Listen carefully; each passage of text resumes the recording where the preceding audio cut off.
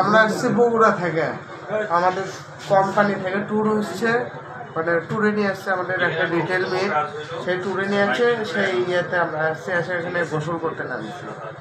নামে আমরা বুক পরিমাণ পানিতে ছিলাম, তবে ভাই সাঁতার পারে না। আমি ভাই 2-3 বার বললাম যে ভাই যে জায়গায় ছাপাবেন না, ওই জায়গায় যায় না, সমস্যা হবে।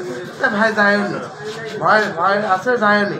এর মধ্যে হচ্ছে কি বড় একটা ঢেউ আসছে, বড় একটা ঢেউ আসার সাথে ভাই একটু মানে পানির থেকে একটু এই পরিমাণ মানে লাখ পরিমাণ পানি চলে গেছে, যাতে এই ভাই একটু সাঁতার পারে। এই ভাই বাঁচানোর জন্য ওনার ধরছে, ধরার সঙ্গে ওই ভাই ভয়ের চোটে এই ভাই চাপে ধরছে। এই ভাই চাপে ধরার সাথে ভাই চিল্লেছে, তখন ওই ভাই ধরছে, মানে আমরা কাছাকাছি একটু কাছাকাছি ছিলাম। ওই ভাই ধরছে, ওই ভাই সাঁতার জানে না। ওই ভাই আবার চিকড়ে উঠছে, আমি ধরছি। ওই ভাই ধরার সঙ্গে একসঙ্গে 2-3টা ঢেউ আসা বাড়ি দিছে, আমরা 4 জনে 4 দিকে ছিটে চলে গেছি। সাঁতার কেটে যে আসবো এই আবার আমরা পাচ্ছি না, ওখান থেকে চিল্লি করতেছি, কেউ শুনতেও পাচ্ছে না।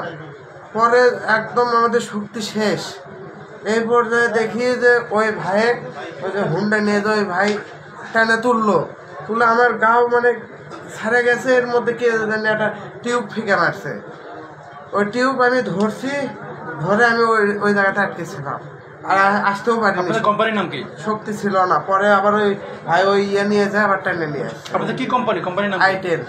আইটেল কি? Itel mobile. আপনারা সিবি হোটেল উঠছেন? কতজন, দলে কতজন?